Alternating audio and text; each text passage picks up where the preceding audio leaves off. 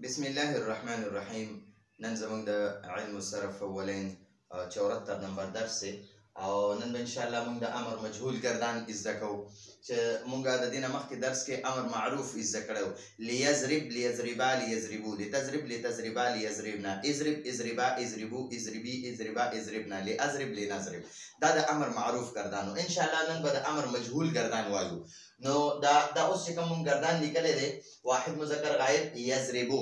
یضربو معنی دا یو سړی وخل کوي یا وخي، دا معروف دی. زه د ده نه مجهول جوړوم، نو د مجهول جوړولو طریقه به مې زده کوو. علامت مضارع له به پیش ورکوو او د اخري حرف نه مخکې حرف نه به زبر ورکوو. ټیک شو؟ د را له به زبر ورکوو. نو یضربو، یضربو معنی دا یو سړی وخلی کېږي یا به ووخلی شي. زه د ده نه د امر مجهول صيغه جوړول غواړم. صرف د غایب صيغو سره به لام امر لګي. لیضرب او اخري حرف به چې پیش وي نو ساکن بشي او چې نور اعرابي وي نو اعرابي به ترې غورځولی شي. نو لیضرب معنی ده پکار دی چې هغه یو سړی ووخلی شي. پکار دی د دې لام امر معنی ده پکار دی چې پکار ده چې هغه یو سړی ووخلی شي. پکار دی چې یو سړی ووخلی شي. دا یضربانې دی، د نه چې کله مونږ دغه جوړو مجهول جوړو نو علامت مضارع له پیش ورکي او دا د را حرف چې دلته کې کومه را لم زبر ورکړو دلته هم دی را له زبر. یضربانې معنی دا هغه دواړه سړي وخلی کېږي یا به ووخلی شي. زه وایم پکار دی چې هغه دواړه سړي ووخلی شي، نو دې نه به د لام امر به ورسره ولګي. نو لیضربا او د دې نه به دا نون اعرابي ختم کړي. لیضربا معنی ده پکار دی چې هغه دواړه سړي ووخلی شي. پکار ده چې هغه دواړه سړي ووهلی شي. پکار دی چې دواړه سړي ووهلی شي. یضربون معنی ده هغه ټول سړي وهل کوي یا به وهلو کي. زه د نه مجهول جوړوم نو د علامت مضارع له به پیش ورکړي او د را له به زبر ورکړي. یضربون، یضربون معنی ده هغه ټول سړي وهلی کېږي یا به ووهلی شي. زه وایم چې د دې نه زه لام امر ورسره ولګوم، د امر صيغه دې جوړه کوم نو لام امر به ورسره ولګي او اخر نه به دا نون اعرابي ولا ختم کړي، صرف الف به پاتې شي. نو لیضربو معنی ده پکار دی چې هغه ټول سړي ووهلی شي. پکار ده چې هغه ټول سړي ووهلی شي. نو لیضرب لیضربا لیضربو، لیضرب لیضربا لیضربو. لیضرب پکار دی چې یو سړی ووهلی شي. لیضربا پکار دی چې دواړه سړي ووهلی شي. لیضربو پکار دی چې ټول سړي ووهلی شي. او دا تضربو دی، تضربو معنی ده هغه یو ښځه وهل کوي یا به وهل وکړي. اوس به د ده نه مجهول جوړه کړي نو علامت مضارع له به پیش ورکړي، د اخري با نه مخکې د را له به زبر ورکړي. نو تضربو معنی ده هغه یوه ښځه وهلی کېږي یا به ووهلی شي. زه د امر صيغه جوړوم نو لام امر به ورسره شروع کې ولګي، لام امر مکسور وي زیر وي به او اخري حرف له به جزم ورکړي. لیضرب معنی لتضرب معنی ده پکار دی چې هغه یوه ښځه ووهلی شي. پکار ده چې هغه یوه ښځه ووهلی شي. ټیک شو جي؟ دا تضربانې دی هغه دواړه ښځې وهل کوي یا به وهل وکړي. اوس د ده نه زه تضربانې جوړوم. تضربانې، تضربانې معنی ده هغه دواړه ښځې وهلی کېږي یا به ووهلی شي. دې سره لام امر لګوم نو شروع کې به لام امر ولګي، اخر نه به نون اعرابي ختم کړي. لتضربا معنی ده پکار دی چې هغه دواړه ښځې ووهلی شي. پکار ده چې هغه دواړه ښځې ووهلی شي. پکار دی چې دواړه ښځې ووهلی شي. یضربن معنی ده هغه ټولې ښځې وهل کوي یا به وکړي. او یضربن علامت مضارع له به پیش ورکړي، اخري د را له به زبر ورکړي. یضربن معنی ده هغه ټولې ښځې وهلی کېږي یا به ووهلی شي. علامت مضارع ورسره ولګوه، د امر لام ورسره لام امر ورسره وویل. لیضربن اخري دا نون جمع مؤنث دی، دې ته څه نشي ویلی، دا لام امر دې ته څه نشي ویلی. لیضربن معنی ده پکار دی چې هغه ټولې ښځې ووهلی شي. پکار ده چې هغه ټولې ښځې ووهلی شي. نو دا خو د مجهول غایبو شپږو صیغو سره درې مذکر غایب درې مؤنث غایب دې سره لام امر ولګېدو او د مجهول صیغې هم ترې جوړې کړې. لیضرب لیضربا لیضربو لتضرب لتضربا لیضربنا. اوس د امر د حاضر دا شپږ صیغې دي، درې د مذکر حاضر درې د مؤنث حاضر. نو د مذکر حاضر نه چې کله دی نه مونږه د مجهول صیغې جوړو کنه نو دی نه بیا مونږه علامت مضارع نه لرې کوو. چې کله ته د معروف صيغه جوړاو د حاضر شپږو صيغو نه دینه به علامت مضارع لري کو او چې اخري حرف باندې پیش وي هغه جزم کو نون اعرابي ودی ختمو.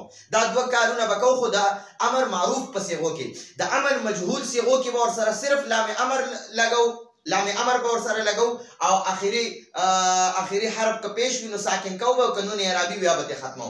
نو دا تضربو ده تضربو زه دنه مجهول جوړوم. تضربو معنا له تو خل کې یا به وکي. تضربو دا علامت مضارع له پیش ورکی د بالا مخکی را له زبر ورکی. نو تضرب معنا له تو خل کېږي یا به وخل شي. د تضرب معنا له تو خل کې یا به وکي. د تضرب معنا له تو خل کېږي یا به وخل شي. اوس د سر لام امر لګوم بس صرف بور سر لام امر لګي او د اخري حرف بس ساکن کې. د لام امر د حاضر او مجهول صيغو سره لګي، د حاضر او معروف صيغو سره لام امر نه لګي. ګورئ د معروف صيغونه چې کله مونږه د حاضر معروف صيغونه چې کله مونږه امر صيغه جوړو نو علامت مضارع به ختم کې، د تا به ختمه کې او اخري حرف به ساکن کې.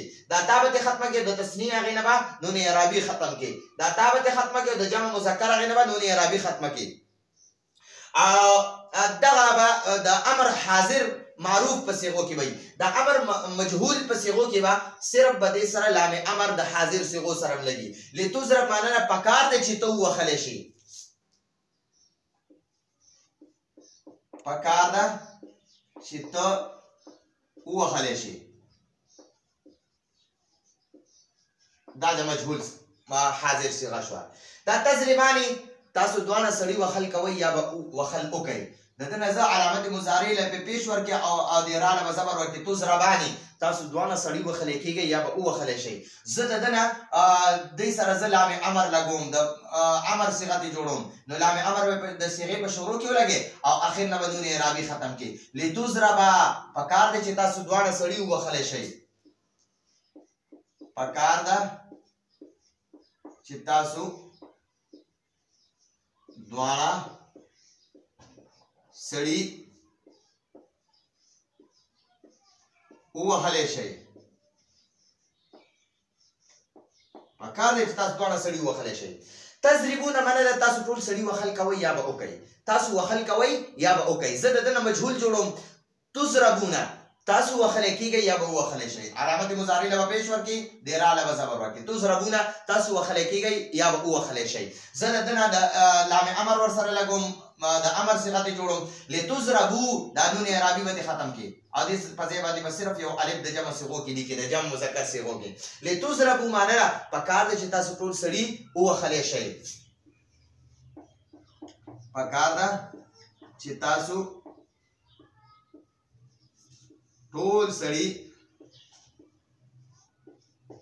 وهلی شئ.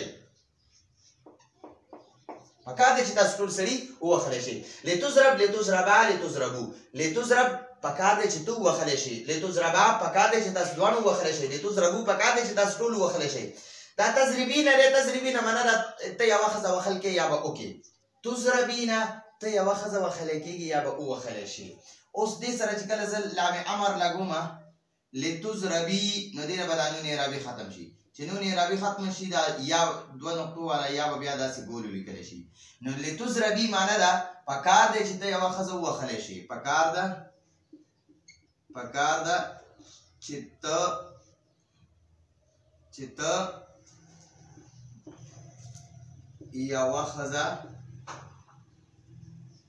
ته یو خزه وهلی شي. ٹھیک شو. دا تضربانی معنا ده تاسو دوانه خزه وهل کوي یا به وهلو کوي. اوس تضربانی معنا ده تاسو دوانه خزه وهل کیږي یا به وهل شي. دې سره چې کله زه لام امر لګوم نه لتضربا د نون اعرابي به ختم کی. لام امر نون اعرابي ختمي. لتضربا معنا ده پکار ده پکار ده چې تاسو دواړه ښځې پکار ده چې تاسو دواړه ښځې ووهلی شئ. ٹھیک شو دي. تضربنا معنا ده تاسو ټولې ښځې وهل کوئ یا به وکئ، او تضربنا معنا ده تاسو ټولې ښځې وهلی کېږئ یا به ووهلی شئ. دې سره لام امر لګوم لتضربنا پکار ده چې تاسو ټولې ښځې ووهلی شئ. د دې تضربنا او یضربنا د دې نه د دې دا نون چې دی دا نون جمع مؤنث دی، دا د جمع مؤنث نون دی. دې ته د لام امر او د امر صیغو کې دې ته هیڅ نقصان نه رسي، دا نه ختمېږي، دا په خپل ځای باندې په خپل حال باندې وي. نو لتضربنا معنا ده پکار ده چې تاسو ټولې ښځې ووهلی شئ. پکار ده چې تاسو ټولې ښځې ووهلی شئ. اضرب معنا ده زه وهل کوم یا به وکم. اضرب معنا ده زه وهلی کېږم یا به ووهلی شم. او دې سره چې کله زه لام امر ولګوم لاضرب داخلي با به ساکن شي. لاضرب معنا پکار ده چې زه ووهلی شم. پکار ده چې زه ووهلی شم. او نضرب معنا ده مونږ دعا یا ټول وهل کوو یا به وکړو. نضرب معنا ده نضرب معنا ده مونږ ټول وهلی کېږو یا به ووهلی شو. او لنضرب داخلي با به ساکن شي. پکار دی چې مونږ ټول ووهلی شو، مونږ دعا یا ټول ووهلی شو. پکار ده چې مونږ ووهلی شو. پکار ده چې مونږ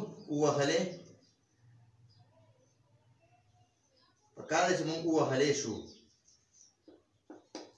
نو دا مونږ سره د امر مجهول گردان شو.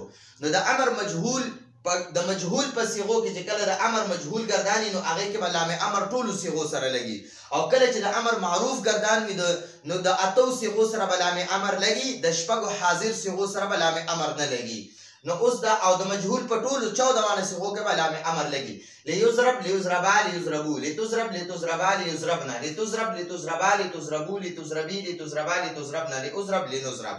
ليضرب پکار ده چې یو سړی ووهلی شي. ليضربا پکار ده چې دواړه سړي ووهلی شي. ليضربو پکار ده چې ټول سړي ووهلی شي. لتضرب پکار ده چې هغه یوه ښځه ووهلی شي. لتضربا پکار ده چې هغه دواړه ښځې ووهلی شي. ليضربنا پکار ده چې ټولې ښځې ووهلی شي. لتضرب پکار ده چې ته ووهلی شي. لتضربا پکار ده چې تاسو دواړه سړي ووهلی شئ. لتضربو پکار ده چې تاسو ټول ووهلی شئ. لتضربي پکار ده چې ته یوه ښځه ووهلی شي. لتضربا پکار ده چې تاسو دواړه ووهلی شئ. او لتضربنا پکار دی چې تاسو ټول ووهلی شئ. لاضرب پکار دی چې زه ووهلی شم. لنضرب پکار دی چې مونږ دوا یا ټول ووهلی شو. نو دا مونږ سره د امر مجهول ګردانو. راتلونکي درس پورې اجازه غواړو. هذا هو المرام والله اعلم بحقیقة الكلام.